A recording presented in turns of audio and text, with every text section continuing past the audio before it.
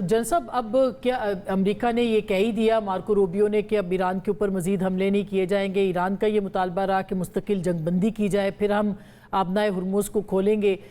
इस दौरान field marshal का जो दौरा था, तो आपको क्या लगता है कि दोनों तरफ अब जो है वो रिकन्सिलिएशन के ऊपर आ रहे हैं? कितनी एक्सपेक्टेशन रखनी चाहिए कि जल्द से जल्द कोई इस मुआहदे के ऊपर या इस्लामाबाद MOU के ऊपर जो है वो अमल दरामद शुरू हो सकता है? जी, thank you very much Asma for the invite, और जॉर्ज साहब को भी मेरा बहुत सलाम। देखिए, ईरान जो है वो सीज फायर तो इज वन एस्पेक्ट जो शुरू का है। They want to put an end to the war in the region जी।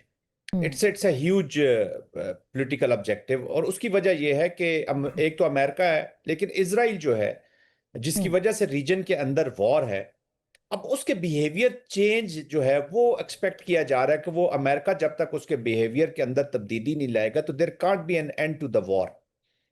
कुछ अच्छी चीजें, डेवलपमेंट्स भी हो रही हैं, फिर उसके अलावा नॉन स्टेट एक्टर्स भी रीजन के अंदर मौजूद हैं, इंटर रीजनल कंटेस्टेशन भी मौजूद है। तो कहने का मेरा मकसद यह है कि there are lot of spoilers.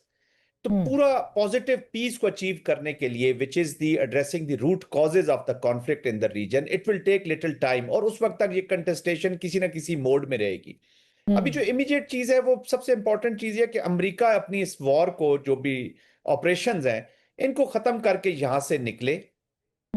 Iran जो है वो चेस बोर्ड के ऊपर, रीजनल चेस बोर्ड के ऊपर एक पार्टनर के तौर पर सामने आए, और पाकिस्तान की भी ये इमीडिएट कोशिश यही है कि इस एस्केलेशन को रोका जाए, और जो पॉलिटिकल अरेंजमेंट और डिप्लोमेटिक अरेंजमेंट होने हैं रीजन के अंदर, उसको ईरान एज अ पार्टनर आए। पार्टनर इसलिए भी पाकिस्तान लाना चाहता है कि जब तक आप पार्टनर नहीं होते तो कोई ना कोई खतरा रहता है टोटल पीस को कहीं ना कहीं से। बिल्कुल। तो आई थिंक ह्यूज एफर्ट हो रही है, बट विद आई थिंक दोनों इस नतीजे पर पहुंच चुके हैं कि मिलिट्री एस्केलेशन से तो ये अपने ऑब्जेक्टिव्स हासिल नहीं कर सकते। और मुझे जो सबसे बड़ा डर लगता है कि अगर ये अपने पीस हासिल ना कर सके तो अमेरिका शायद ईरान की वॉर से तो निकल जाए, लेकिन जो पीछे क्यास छोड़ के जाएगा, और फिर जो spoiler, the big elephant in the room, Israel, इस क्यास को आगे बढ़ाएगा। वो अरब वर्ल्ड को और गल्फ कंट्रीज और ईरान के अंदर एक कंटेस्टेशन वही शुरू हो जाएगी दोबारा, और फिर हम इस लड़ाई को एंड इसका देख नहीं रहे जी। But having said that, escalation का रुकने के चांसेस बहुत ज्यादा हैं। We are back on MOU, जो इस्लामाबाद MOU है, मे बी सर्टेन चेंजेस हो जाए। जो सिक्योरिटी अरेंजमेंट है, और ख़ास करके जो ओमान और ईरान के बीच में अब मुआहदा तय पा रहा है, 2 रोया उन्होंने कहा जी करेंगे, 7 किलोमीटर इधर से, 7 किलोमीटर उधर से, तो आपको लगता है कि इसके ऊपर अमेरिका रजामंद हो सकता है इस अरेंजमेंट के ऊपर? जी बिल्कुल। एक तो ये कि आर्जी अरेंजमेंट होगा, जाहिर है, क्योंकि मसला किस पे बड़ा बना था, पहले तो 60 दिनों के लिए एक अरेंजमेंट होना था, उसी पे इख्तलाफात हो गए और उस पर ही सारे मसले मसाइल हो गए, एस्केलेशन दोबारा से शुरू हो गई। और जनरल साहब ने सही उसकी तौजीह पेश कर दी कि अमेरिका इस खिते से नहीं जा रहा, वो सिर्फ अगर लेट से वो जंग ख़त्म करते हैं। और वो बिल्कुल सही है कि ये देखें, ये तो दोनों के लिए क्लियर हो गया है कि अब जो है ना काइनेटिक मीन्स जो हैं उसमें फ़ायदा ना अमेरिका को होगा आगे, ना ईरान को होगा। ये हल तो इसका मुज़ाकरात से ही निकलना है, उसके लिए दोनों को फ्लेक्सिबिलिटी दिखानी होगी। ये जो ओमान वाला मैकेनिज़्म इनके साथ तय पा रहा है, ये भी एक टेम्प्रेरी मैकेनिज़्म, इंटरम मैकेनिज़्म होगा। अगर अमेरिकन की इसको लेट्स से कि आशीर्वाद हासिल हो जाती है, उनकी एक्सेप्टेंस हो जाती है, तो फिर वो होगा ये कि आहिस्ता आहिस्ता यहाँ से वो थोड़ा सा ये ईरानीज़ अपना जो ये ब्लॉकिंग कंट्रोल है उसको कम करेंगे, उधर से अमेरिकन आहिस्ता आहिस्ता अपना ब्लॉकेट कम करेंगे, दोनों साइड से होगा, और फिर चलें बात आगे बढ़ेगी। लेकिन जो असल मुश्किल मरहले आने हैं इसके बाद, चलें ये तो हो जाता है, जो न्यूक्लियर इश्यूज़ हैं जिस पे कहने को तो ये तकनीकी आगे मुज़ाकरात होने थे, लेकिन ये तो सिर्फ एक फ्रेमवर्क था है MOU, और बहुत अहम फ्रेमवर्क है, लेकिन सिर्फ इसमें बुनियादी असूल वज़े किए गए हैं। आगे जाके जब न्यूक्लियर इश्यूज़ पे मुज़ाकरात होंगे वो बहुत टफ होंगे, उस पर इससे ज़्यादा मुश्किलात आ सकती हैं। इक़्तिसादी पाबंदियाँ ईरान के ऊपर लगाई गई हैं, वो उसके क्योंकि उससे पहले जो वादे किए गए वो तो पूरे नहीं किए गए। बिल्कुल, मसला इस वक्त सीक्वेंसिंग का है। अमेरिकन कहते हैं कि जी आप अपना हुर्मुज़ खोलें, फिर हम जो है ना वो कहते हैं कि जी हमने देखें सैंक्शंस रिलीफ आपको पहले भी दी थी, हम आपके एसेट्स अनफ्रीज पहले भी करने लगे थे, हम बाकी चीज़ें भी शुरू करने लगे थे, आपने वो किया ही नहीं।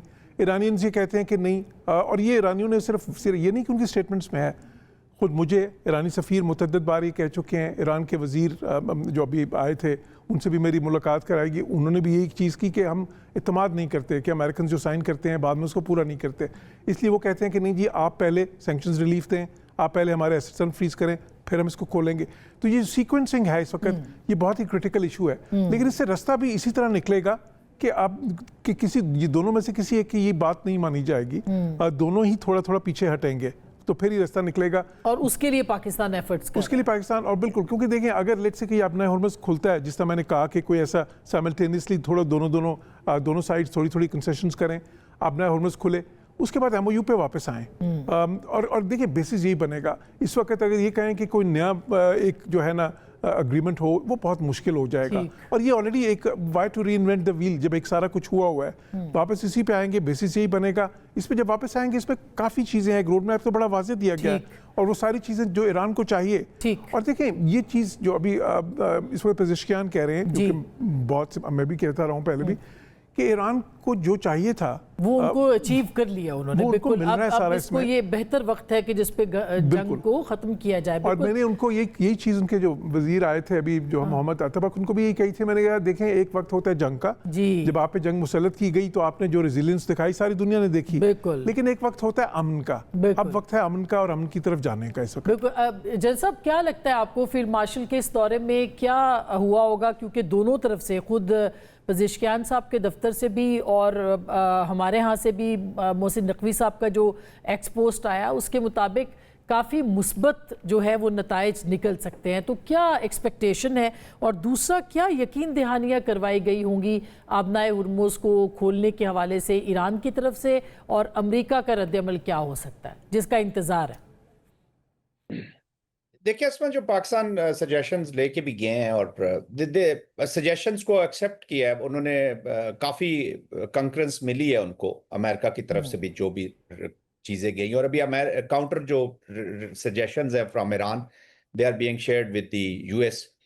जो एक फंडामेंटल चीज़ है, 120 बिलियन डॉलर्स फ्रोजन एसेट्स हैं, 300 बिलियन का रिकंस्ट्रक्शन है, जो इकोनॉमिक चीज़ें हैं जी। और बाकी आपकी पाबंदियां ख़त्म करनी है। ऑलरेडी अमेरिका, ये देखिए, एक दफ़ा जब आपने मेमोरेंडम ऑफ अंडरस्टैंडिंग में जो चीज़ें आप दे चुके हैं, उसको दोबारा देने में उनको कोई हर्ज नहीं होगी। ये नहीं हो सकता कि वो नई एक री इन्वेंट, पाकिस्तान सबसे बड़ी पहली ये कोशिश कर रहा है कि कोई री इन्वेंट ना करे नए डायलॉग को, उसी मेमोरेंडम ऑफ इस्लामाबाद से आगे चले। और वो अमेरिका पे भी इसी चीज़ का जोर देते हैं और ईरान के ऊपर भी इसी चीज़ का जोर देते हैं, और वो ऑलमोस्ट एग्रीड भी। असल इशू है उस ट्रस्ट का। ईरान चाहता है कि कुछ सीबीएम्स अप फ्रंट हो, फ्रोजन एसेट के कॉन्टेक्स्ट में, तेल की तरसील के कॉन्टेक्स्ट में, जो 300 बिलियन डॉलर्स की रिकंस्ट्रक्शन, जो भी उसको नाम आप दे लें। और दूसरा जो टेक्निकल इशू इस वक्त आ रहा है, वो जो ये लगाना चाह रहे हैं, लेवीज कह लें या जो भी टैक्सेशन वट एवर फॉर्म, 2% से लेके 7.5% तक डिस्कशन होती रहती हैं जी, जो हुर्मस की मैनेजमेंट के ऊपर है। टोल टैक्स, अब उसको रीजनल कंट्रीज वो दे, और इवन अदर इंटरनेशनल कंट्रीज जो हैं वो इस अरेंजमेंट से खुश नहीं है, चाहे वो 1% हो चाहे 10% हो, कि एक it will set a new precedence. तो उसके ऊपर बातचीत हो रही है कि एक रूट से 50% जो है वो, ऑलमोस्ट 75% के करीब पैसा जो है वो जाना है ईरान के पास। अब उसकी जो अगर पॉलिटिकल कास्ट है या जो प्रेशर्स है, जब भी अमेरिका ये मुआहदा इनके साथ करेगा या कर लिया, पास में भी हमने देखा, तो उनके ऊपर हार्डलाइनर्स का डोमेस्टिक इतना पॉलिटिकल प्रेशर हो जाता है कि प्रेसिडेंट ट्रंप जो है वो अपने वादों से या बातचीत से कहीं ना कहीं स्लिप आउट जरूर करते हैं। और यही इशू है इस वक्त ईरान का। वो कहते हैं जी हम एग्री तो सब कुछ कर लेंगे, लेकिन हमें कुछ गारंटीज चाहिए अप फ्रंट, सीबीएम्स चाहिए, कॉन्फिडेंस बिल्डिंग में ये चाहिए। जब तक दोनों ने जो एक दूसरे को इंसेंटिव्स दिए, इंसेंटिव्स दोनों ने बहुत दिए और ईरान को बहुत इंसेंटिव मिले, ऐसे अच्छी डील नहीं हो सकती। उसकी वो प्रैक्टिकल मैनिफेस्टेशन चाहते हैं कि इन इंसेंटिव्स को मेंटेन किया जाए। This is the big issue, वो जो ट्रस्ट से निकलता है। तो I am sure field marshal ने, देखिए गारंटी तो इन दोनों की कोई भी नहीं दे सकता जी। गारंटी तो JCPO में 5+2 की गारंटी नहीं है। इस की गारंटी सिर्फ एक ही चीज में है कि हाउ सिंसियरली ये मुआहदा, ये मुआहदे की गारंटी है कि ये मुआहदा हो जाए और फिर सिंसियरिटी के साथ ये दोनों प्रिंसिपल्स जो हैं वो अगर उसके ऊपर अमल करते रहे, तो this is the only guarantee. Third party कोई भी उसकी गारंटी नहीं दे सकती। अगर ये अपनी फ्यूचर को ईरान ने देख लिया है कि मैंने जैसे पहले कहा कि एज अ पार्टनर वो जाना चाहता है, अपनी आइसोलेशन खत्म करना चाहता है, तो वरना तो ये जो बिग पावर्स हैं, यूनिलैटरल पावर्स हैं, कोई और कंडीशंस क्रिएट कर लेंगी, इनको ब्लीड करते रहेंगे। वॉर डायरेक्ट में भी ना इन्वॉल्व हो, लेकिन एलिमेंट्स आर प्रेजेंट। अफगानिस्तान आपके सामने है, जितना ये क्योस है इसमें कुछ हद तक उतना- कंट्रोल तो मौजूद रहता ही है किसी न किसी बिल्कुल का जी। बहुत बहुत शुक्रिया जनरल साहब, बहुत शुक्रिया जौहर साहब। नाजरीन वो आपने सुनी है, ये मामला कहाँ जाके रुकेगा, लेकिन पाकिस्तान की एफर्ट्स अपनी जगह पे हैं। पाकिस्तान एफर्ट कर रहा है कि किसी तरीके से इस खत्ते के अंदर पीस हो और अमन कायम हो, और जाहिर है कि ईरान के लिए भी, पाकिस्तान के लिए और रीजन के लिए ज़रूरी है। गुफ्तगू आपने सुनी, फैसला आपका।